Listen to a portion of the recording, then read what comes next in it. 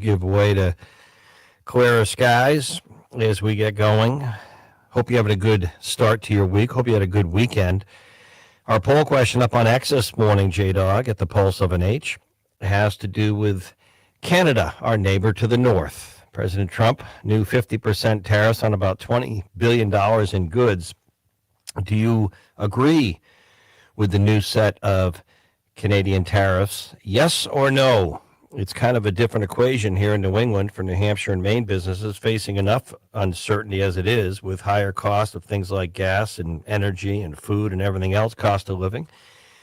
And it's a little different than if you are in the Midwest or West Coast because of our neighbors to the north, but we'll see on that. Also, Economic D-Day today that's what the administration and the Secretary of the Treasury are calling it when it comes to Iran. We'll have the latest on that. And J-Dog, we'll come back to you, but we have a contributor right out of the gate. It is a primary contest tomorrow in South Carolina. And one familiar last name on the ballot, Paul Steinhauser, reporting live for Fox Nationally. Good morning, New Hampshire, the Pulse of an H on this Monday morning. Steiny, kind of a big one, and the president has been weighing in pretty heavily on this one.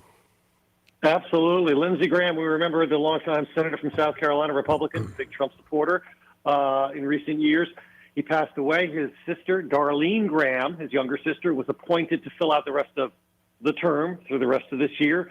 But now she is running to be the GOP nominee on the November ballot. Of course, for South Carolina, leans heavily Republican, so whoever, the Republican nominee is probably going to be the next senator. She's in a runoff election tomorrow in South Carolina with Ralph Norman, longtime conservative congressman down there. And as you said, Jack, the president has endorsed Darlene Graham in this race. He was there on Friday, had a rally with her in Myrtle Beach, so he's got a lot on the line tomorrow. Another test of the power of a Trump endorsement in a Republican primary, and another test of his clout, his immense clout over the GOP. And that's not the only one. Jack, there's also a runoff tomorrow in Oklahoma for governor on the Republican side. And one of the candidates is backed by Trump as well. And just like in South Carolina, it's very competitive. We'll see what the results are. But Donald Trump definitely on the line, his clout on the line in those two contests, Oklahoma and South Carolina tomorrow. Quick mention, Jack, today, J.D. Vance, the vice president in Brewer, Maine, right next to Bangor. Yeah. And Susan Collins will not be campaigning with him today. She's got some other events already scheduled. And Pete Buttigieg coming back to New Hampshire in October to headline the New Hampshire Democratic Party is one of their big fundraisers. 2028 already underway, obviously, here in New Hampshire. And that's a good sign if big national names are coming into New Hampshire, despite the DNC wanting New Hampshire to go third in their calendar primary presidential contest. Absolutely. And just even before Buttigieg, coming up on Labor Day, Ro Khanna, the congressman from California, Mark Kelly, the former astronaut, the senator from Arizona, they'll be in New Hampshire for the annual Labor Day breakfast, the AFL-CIO. So, yeah, the candidates are still coming here, regardless of where New Hampshire is in the primary calendar. So that fight will continue on for another year. But, yeah, the 2028 potential contenders are coming our way. Paul Steinhauser, excellent live update. Thank you, Paul. Thanks, Jack. All right, before I come back to some commentary points, J-Dog, you another game yesterday. I thought you in the afternoon saw a couple. Saw some highlights of the NASCAR race up in Loudon. Looks like they had about 40,000 in attendance. Not a bad showing, not what it used to be, but anyway, we'll see. But it looked like it was a good race. But you were down at Fenway and watching the Red Sox. My first time seeing the San Francisco Giants, and it's going to be my last one for a long time because, again, well, they're on the West Coast, but they are dreadful. Really? All right. They had the lead, but, true fashion, you go to Fenway, you got to keep the lead, and that's not easy to do.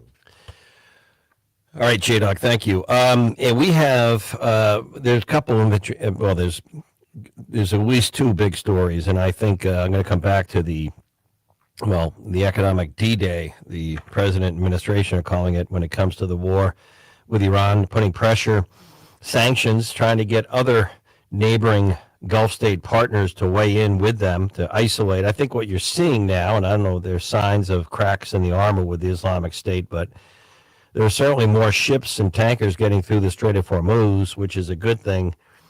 Iran still the hardliners threatening retaliation on everything, including these economic D-Day sanctions. And the president, the Iranian president, is coming out more publicly saying that the Iranian Authority or Islamic State should have signed that peace deal, the memorandum, and that that's what they should be doing. So he's sort of splitting ranks with the more serious hardliners. I don't know who has the ultimate juice or power, and but there seem to be some more visible cracks in the armor, and whether or not these economic sanctions will change that remains to be seen.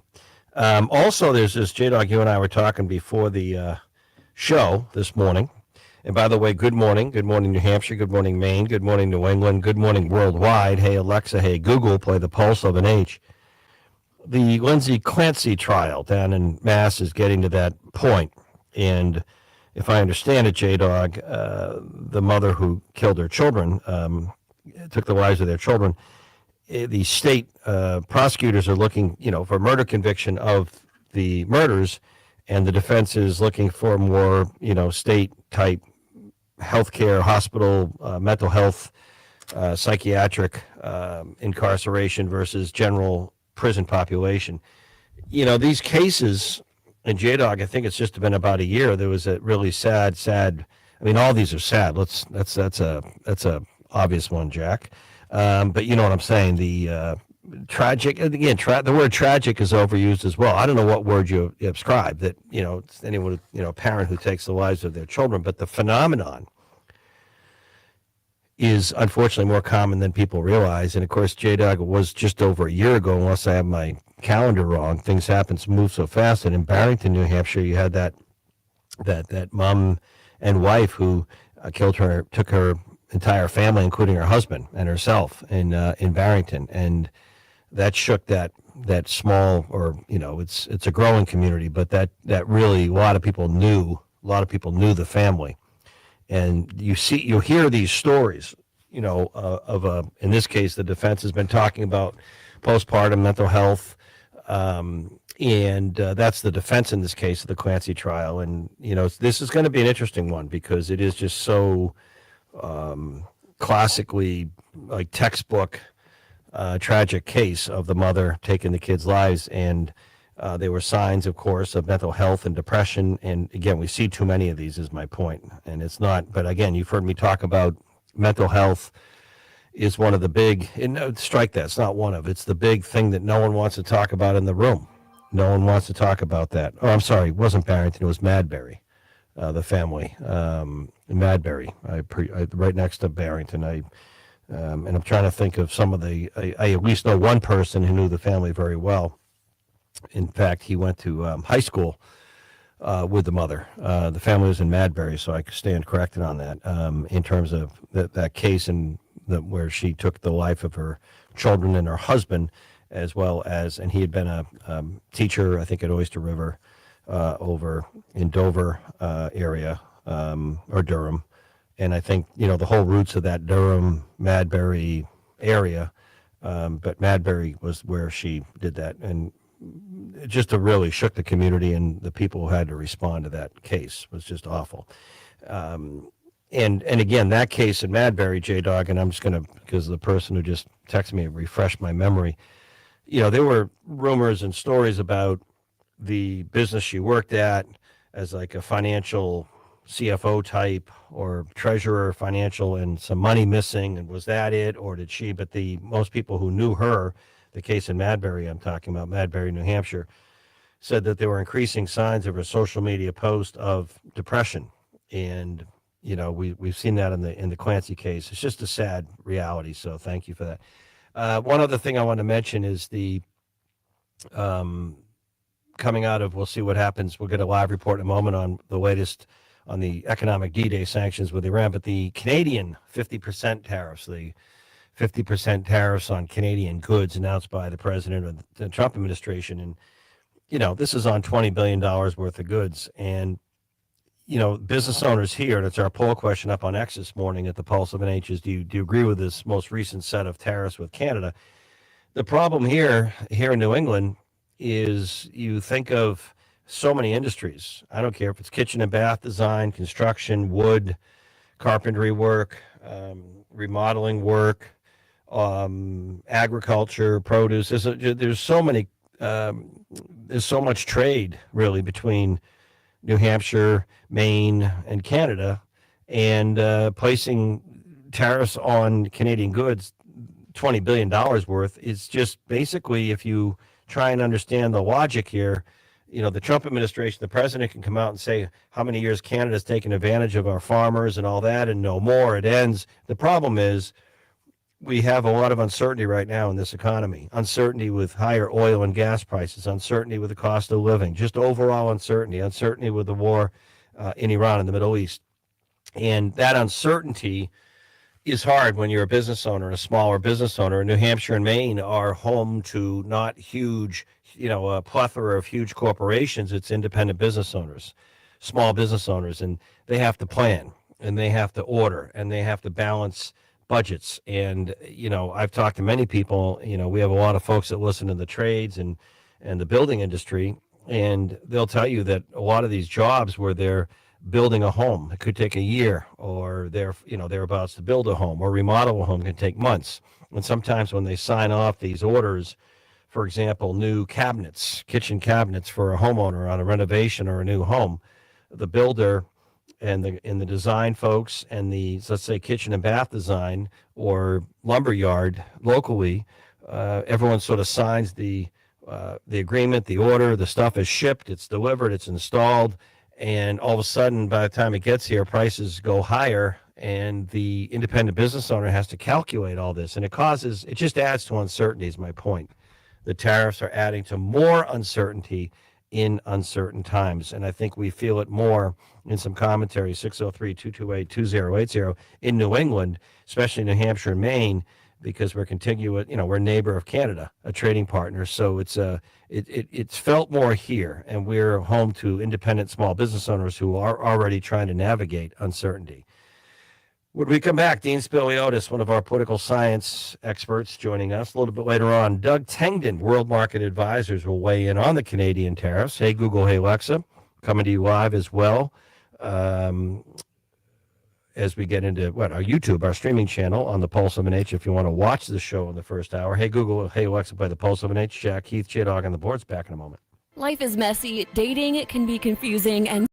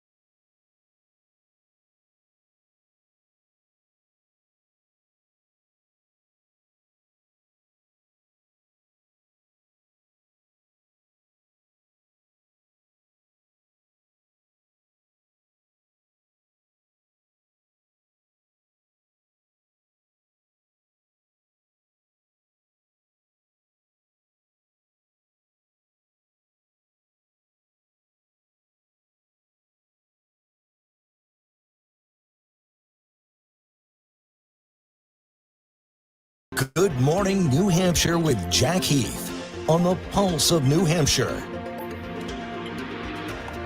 All right, Dean Spiliotis, retired political scientist, Southern Hampshire University, one of our political analysts and all-stars. Let's talk about the important stuff before the economic D-Day, Canadian sanctions, and our primary.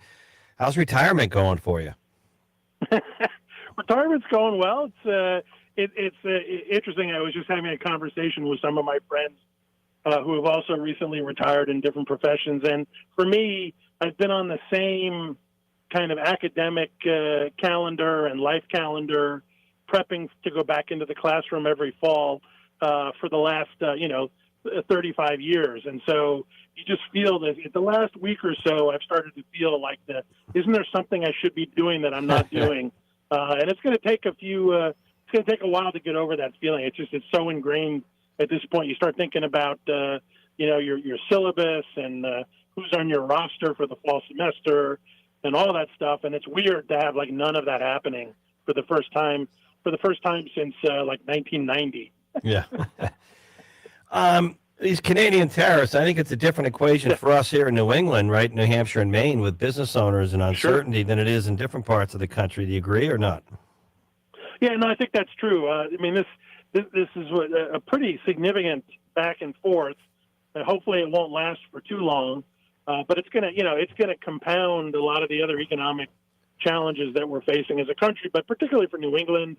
We in many respects have a close economic relationship, and a lot of people vacationing back and forth, and all of that just gets complicated. I mean, when you have Mark Carney saying that Canada is at war with the United States in some respects, that's pretty heated rhetoric. Yeah. Well, again, we'll see where it goes and whether they're going to buckle and get a better deal than we had. What about economic D-Day? Speaking of, here we go, sanctions, tariffs, economic D-Day on Iran, trying the economic sword or bomb versus bombs. And, we are seeing some breaks in the armor with the Iranian president now more vocal, breaking stride from the hardliners, the Islamic State, people running Iran, who I don't think want the war to end. One observation I have is not only more tankers going through the strait, but the fact that the Iranian president would, for a couple days in world media, speak up tells me that he's not afraid about being executed. If you follow me, I mean, the fact that he's willing to even say we should have done that, we should do that original peace deal, and we should end this thing when the hardliners, the Islamic State, they don't want that, tells me that maybe there are more breaks in this armor. But what do you think on this? Because I'm still pessimistic, but what do you think? Yeah, I mean, the two questions for me are, one, does this, however a small glimmer of daylight between him and some of the hardliners, what does that really signify? And as you mentioned, there are legitimate concerns when you start to break ranks that you may be taken out in those kinds of, political environments. But clearly, he's willing to speak up. So we'll see where that goes. Everybody seems to be pointing to that as at least some potential. The economic sanctions, the screws have been pretty tight on Iran before. The question is going to be whether or not Bessent can figure out some novel ways or new ways to hurt them economically in terms of other streams, blocking other streams of revenue, maybe appropriating some frozen funds and distributing them to other stakeholders. So that, for me, the question is going to be what's going to be the added oomph here that makes it D-Day rather than just kind of more of your typical sanction package against Iran. Right. And finally, we already have a few weeks here before, tomorrow, South Carolina, big primary, Oklahoma. We just had Paul on with Fox. A couple of weeks here, New Hampshire's primary. Finally, it goes late this year, but finally, it's September 8th, right after Labor Day. That's right. And I'm still, I think it's formed. The question is it still forming some of these races that seem to be more competitive, or, is it already sort of formed? In other words, if you look at the surveys, and again, I don't know how many to believe, I do think that first congressional district has some close races, both the Democrats, namely or mainly Maura Sullivan and Stephanie Shaheen, and the Republicans DiLorenzo, Novaletsky seem to be, those could get tighter, that one of them could pull away. Yeah. And I don't know much else. What are your thoughts? Yeah. I mean, I think those are the two races to watch. I think everything else is for the most part set. It's going to be Sununu against Pappas is my guess, and there's not really much excitement in the second CD. It'll be Goodlander against Williams, and so this first CD, I think it was a St. Anselm that had the poll out that had Morris Sullivan up by 2 in the margin of error. Yeah. I mean, that was like a jolt of electricity into that race. I think a lot of people were sort of resigned or just assumed, that this was going to be Stephanie Shaheen's to take. But Sullivan's been, basically running for the seat since she moved here, was 8 or 10 years ago, whatever it was. And so that's going to be a battle. And then on the Republican side, DiLorenzo, I believe, has Trump's endorsement, which may help him at least in the primary. But Novaletsky, she's run before, and so we'll see. But I think you're right. Those are the two primaries that I'll be watching most closely. All right, Dean, I appreciate it on this Monday. Enjoy it. Sure thing. Thanks, Jack. Wow, I can't believe here we are. 24 days. It's moving so quickly. It's hard. It really is hard to believe. Patriots' second preseason Saturday. You got the feeling of the. Even though, by the way, we're looking at some really nice weather this week. I mean, we're going to be into the 80s for a high, so we're still in that nice stretch of enjoy this weather. But back to school, kids. A lot of towns are. The school buses are out, and I have to just say this, J-Dog, because I made a post over the weekend, and I'll come back to this before we go to the bottom of the hour break. I mentioned last week that I think some people's driving. I mean, this morning's a good example. I'm coming across to do the show in the Capitol today, and our Seacoast as well, and Bureau, and I'm on a 2-lane highway, and this little blue old like Honda Civic and this young guy are driving, and I'm just going to say, he comes flying up behind me, and there's nowhere to go. I mean, both sides have steady flow of traffic. There's nowhere to pass. There's no one that can do anything differently, and he's right on me to the point that, I could put him in the back seat.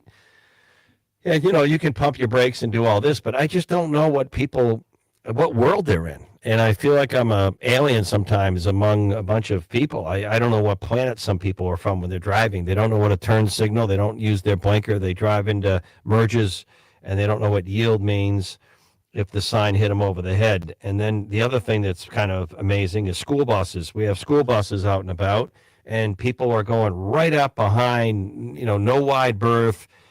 Kids are crossing busy roads to go to school. When these people are I've seen 2 now in the last week, trying to pass a school bus that's stopped with the arm out. It's clearly blinking. It's a law. You don't drive.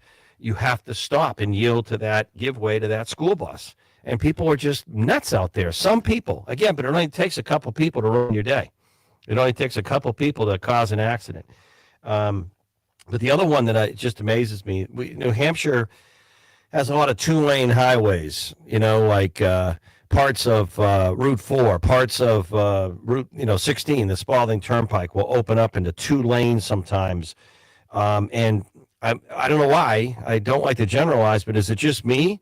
When you're going, and some people want to go slower, the right lane is for slower.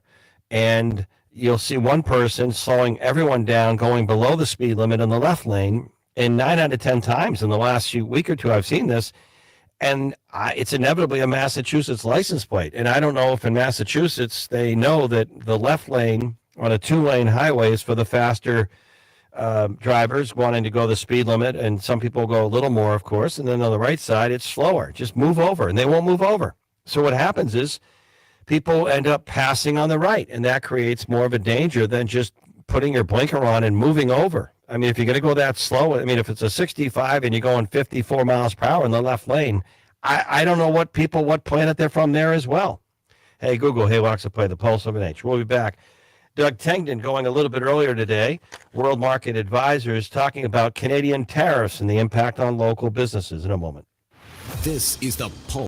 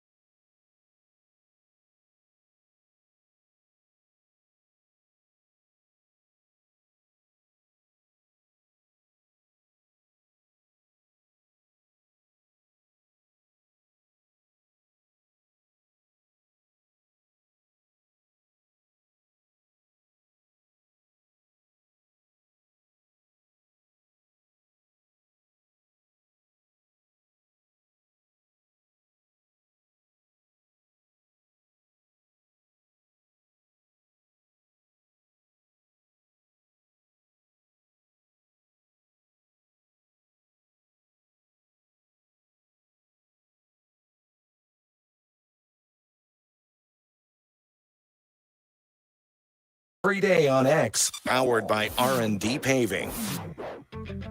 It's Good Morning New Hampshire with Jack Heath on the Pulse of New Hampshire. Our poll question up on X this morning has to really do with our next guest in terms of a subject at the Pulse of an H, and that has to do with the Canadian tariffs. Do you agree with the new set of Canadian tariffs imposed by the Trump administration on Canada? 50% on about $20 billion worth of goods. And I would say on local businesses in New Hampshire, Maine, Doug Tengden, World Market Advisors, worldmarketadvisors.com, great partner and sponsor, that, there's already enough uncertainty on small, and we're home to smaller independent businesses, not huge corporations. And they are already uncertainty trying to run their businesses, especially in the building trades and agriculture and then some of the neighboring trade partners. So this is probably not great news if you're a local business owner, but I want you to kind of tell us, your thoughts.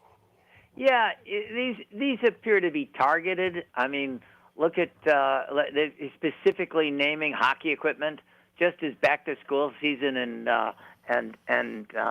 youth sports season is gearing up. The average family could spend upward of $4,000 a child on equipment. You get CCM and Bauer targeted by 50%. It's going to hurt people. Yeah, I remember distinctly when I played hockey growing up, and you wanted to buy a new Coho or Sherwood or Victoriaville, wooden stick, until they started brought in the fiberglass and then the different sticks, which was almost a transition when I was more like a freshman in college. But you could get a hockey stick at an arena, or if you were giving them a Christian Brothers stick from your team or something, these things were back, and this is a long time ago, were under $30. Do you know how much a hockey stick now for a family of a kid who plays, what these go for? I haven't looked. My son was playing hockey about 15 years ago. It's kind of funny. Average price of a hockey stick today, if you look at some of these prices, J-Dog, do you know the answer to that? I don't. Okay, I'm looking at. I want to get it right. Average price of a new hockey stick. I'm going to guess $400. You're not far off. But these hockey sticks today can go from anywhere near $100 up to $350 for certain sticks. Wow! Isn't that amazing? Yeah, and skates. Just add 50% to that. Because Think of that's skates. What's going to happen. New Bauer. A new Bauer hockey skates. So you are talking $1,000 just between sometimes a good stick and some skates and maybe gloves, but the whole gear, you're a couple $1,000. It's like skiing. You know the price of skiing and how much boots and skis have gone up. Yes. And so imagine that just 50% higher, and it's not like you can substitute. Yeah. So this is specifically, I don't like to get involved in politics, but think about Michigan and think about Maine. These are hockey countries, and you've got a competitive Senate race. Yep. So it seems to me, Mark Carney knows how to read the polls, and he says I can play this too. Yep. So we'll see where it goes. It doesn't feel great being a pawn. That's the wrong word, but I don't know a better way to put it. Nope. In a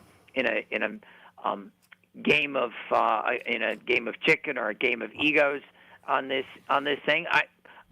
On the larger scale, in terms of the U.S. economy, hockey sticks are not a big portion of the U.S. economy, and the New Hampshire economy is. Well, this is on a lot more than just hockey sticks. $20 billion worth of goods. I mean, what I hear a lot about from people that are in the building industry here, if you order kitchen cabinets and you're renovating your home and you have a contractor, or you go to that local lumber yard type store and they have a kitchen and bath design, and you look at this stuff and you order, and the cabinets, like hypothetically, are coming from Canada.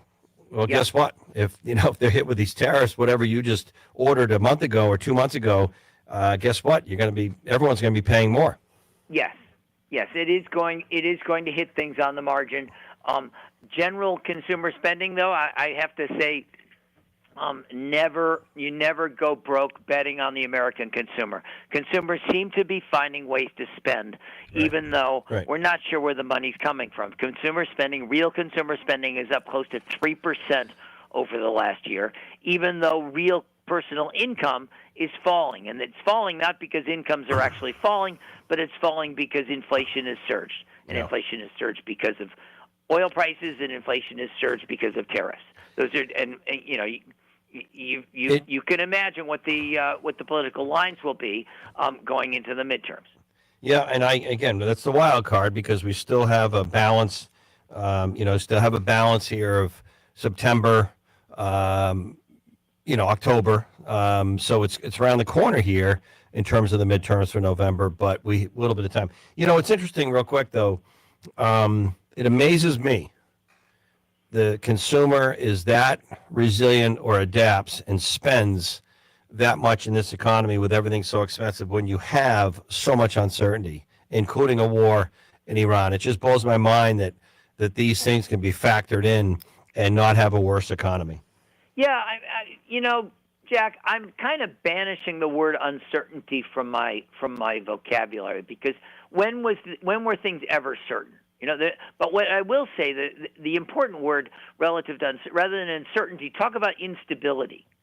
And in terms of the American consumer and the American economy, things are actually fairly stable. Yes, we have higher oil prices, but they're not $200 a barrel. They're $90 a barrel. What does that mean? That means there's a lot more drilling and pumping happening in North Dakota and Kansas and, of course, Texas. That is going to support those economies, which aren't necessarily jumping because of the AI economy. Now Texas is getting a chip plant, and there are chip plants going into California, and of course across the border in Vermont, Global Foundries is pumping out new designs as fast as they can possibly print them. So that's the AI trade has a local component that is lifting things as well. But I would say stability has been the watchword in the U.S. economy rather than uncertainty. Yes, wars and price wars have created unstable, uncertain conditions. But the stability of the financial system has been a marked contrast to earlier periods where banks got into trouble. All right, Doug Tangdon, World Market Advisors. Thanks, Doug. Jack, thank you. Have a great week. All right. Thank you, Doug. We are looking at more sunshine now than this morning where we had some clouds coming in the overnight, but we're starting off a nice week weather-wise. Temps will be for the most part, the highs, that is, not the lows. The highs will be getting into that 80s, low 80s. So we have a nice overall, still a feeling of summer. Slow it down and enjoy it. And I did get a couple of responses from people when I was talking about some people who just are frankly not good drivers. They're dangerous. They're aggressive. I got a couple of messages from our listeners, and I appreciate that. And on the school bus commentary, I don't really understand why anyone, I don't care how important you think you are or how busy you are, would try and go around a school bus that is in the process of stopping with the brakes, and they put the arm out in the sign. You are required to stop. And what more motivation do you need than to know who's on that bus? There's kids crossing, walking, and people are just trying to go around the school. I've seen in the last week people trying to go around a school bus, and I'm sure the school bus operator, because I think they have ways to report this, and they should. But what I don't understand, because I saw a driver this morning coming up behind me that was like this, I don't understand, because it's not necessarily, there's road rage or aggressive driving, but then there's just stupid driving, like just absolutely stupid, moronic driving. And I'm just going to be totally candid. I started to see a change, believe it or not, when I used to ski more. I'm talking downhill skiing in the winter. And a lot of years ago, I did some ski patrolling on weekends through a place where I skied. You go through all the outdoor emergency management, the medical training, and you ski patrol. And a lot of times you're just coming down and you're responding. We used to call it a wreck, 10:30, a ski accident, or someone's hurt and they've called, or someone's called on someone's behalf. And I started seeing this on the ski slope. And when people started wearing more inside their helmet, they were, basically had sound music. They had music blaring, their favorite music blasting while they're snowboarding tended to be more the case in skiing. And you'd have this person who can't even, so you've taken away the situational awareness, natural sense you have called hearing, and you're in your old world. And you're coming down and you're just, you cut someone off and you just go in front of someone, or you're basically like driving. And I started to see it then, people in their own world, this sort of self-importance, all about me. And I see this on the road. I saw it today, this person coming up behind me. And I don't mean to generalize or, generalize or show any bias towards the age, but it was a younger male driver. I'd have to say under 25 years old. I don't know exactly, but I could see clearly, because we came to a stop and he almost came into my back seat. And I'm looking at him driving. He's got the windows open. You can hear them. He's just sort of, he's just bouncing around the car. Obviously had enough caffeine or energy drinks. And I'm just going, some people are just in their own self-important world. Nothing else matters to that person, including the school bus or kids, or ruining someone's day by colliding with a vehicle full of, a family. And it really is selfish and dumb and stupid. And you can throw all these words at it, but it's frustrating because sometimes how unnecessary an accident is.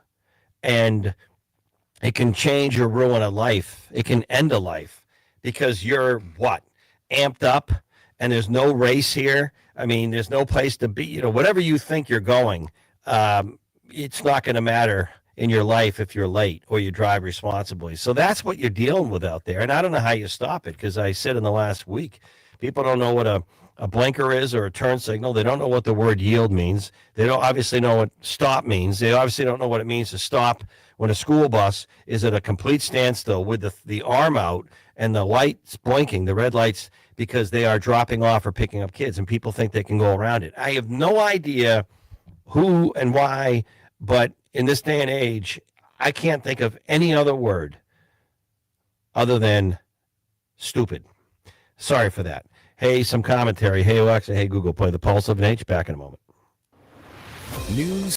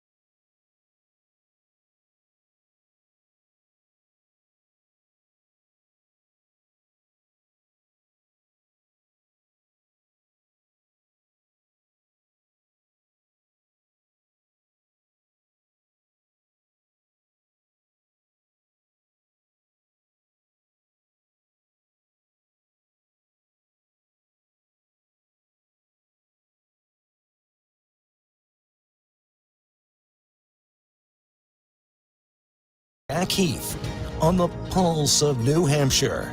Yeah, I got more reaction during the break on my school bus comments. And a listener just sent this in. And if you, maybe one of our next state police segments brought to you by State Police and Auto Fair, we can talk about school bus safety, but or just the laws, but it's real simple. Probably the simplest example of all is a school bus. It has a big stop sign that will flash out with lights that you could see from an airplane to stop. And if one of our listeners shared the most common excuses people have when they're reported or stopped by local police for blowing by a school bus, is they say they didn't know they were supposed to stop. They didn't know they were supposed to stop. I got to ask you a question. There's dumb and there's dumber. How many people out on the roadways know from day one when they started driving at 16 or whatever to the day they stop that you're not supposed to stop when there's a stop school bus during this, with kids getting on and off, and they got that stop sign, the arm out and all the lights on, wherever you are, however busy you are, because people don't know you're not supposed to stop. That's what they tell the police. I misunderstood. I thought I could go by. I thought I could just slow down and go by. No, you blank. You're supposed to stop.